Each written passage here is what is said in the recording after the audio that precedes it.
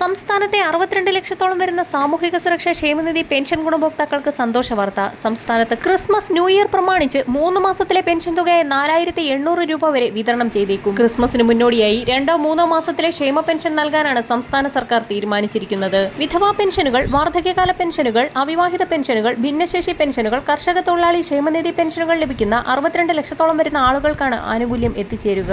വരാൻ പോകുന്ന തദ്ദേശ തെരഞ്ഞെടുപ്പുകൾ മുൻപിൽ കണ്ടാണ് സംസ്ഥാന സർക്കാരിന്റെ തിരക്കിട്ട നീക്കം. നിലവിൽ തനത് മാസത്തിലെ പെൻഷൻ തുക വിതരണം ചെയ്താൽ പോലും ഓരോ പെൻഷൻ ഗുണഭോക്താവിനും 4 മാസത്തിലെ പെൻഷൻ കുടിശ്ശികയായ 6400 രൂപ വീതം എത്തിച്ചേരാനുള്ള സാഹചര്യത്തിലാണ് സുപ്രധാന നീക്കം. പെൻഷൻ കുടിശ്ശികയായി കിടക്കുന്നത് സംസ്ഥാന സർക്കാരിന് വെല്ലുവിളിയായിരിക്കുകയാണ്. ജനുവരി മാസം അവസാനത്തോടുകൂടി ധനമന്ത്രി കെ.എൻ. ബാലഗോപാൽ ബജറ്റ് അവതരണം നടത്തുമ്പോഴും പെൻഷൻ തുകയിൽ വർധനവ് വരുത്തുന്നത് പെൻഷൻ കുടിശ്ശിക കൊടുത്തു തീർക്കാതെയാണെന്നുള്ള ആക്ഷേപം ഉയർന്നു വന്നിരിക്കുകയാണ്. ഇത്തരത്തിൽ പെൻഷൻ തുക വിതരണം ചെയ്യുകയാണെങ്കിൽ 2 ഘട്ടങ്ങളിലായിട്ടാവും തുക എത്തിച്ചേരുക. പെൻഷൻ കുടിശ്ശികയും മറ്റ് ആനുകൂല്യങ്ങളും വിതരണം ചെയ്യുന്നതിലേക്കായി സഹകരണ കൺസോർഷ്യത്തിൽ നിന്നും 3000 കോടി രൂപ കടമെടുക്കുന്നതിന് പുറമെയാണ് 1125 കോടി രൂപയുടെ കടപ്പത്രങ്ങൾ ഇറക്കി തുക സമാഹരിക്കാനും സംസ്ഥാന സർക്കാർ ഒരുങ്ങുന്നത്. കടപ്പത്ര ലേലം ചൊവ്വാഴ്ച RBIയുടെ കോർ ബാങ്കിംഗ് സംവിധാനമായ ഇ-കുബേർ സംവിധാനം വഴി നടക്കും.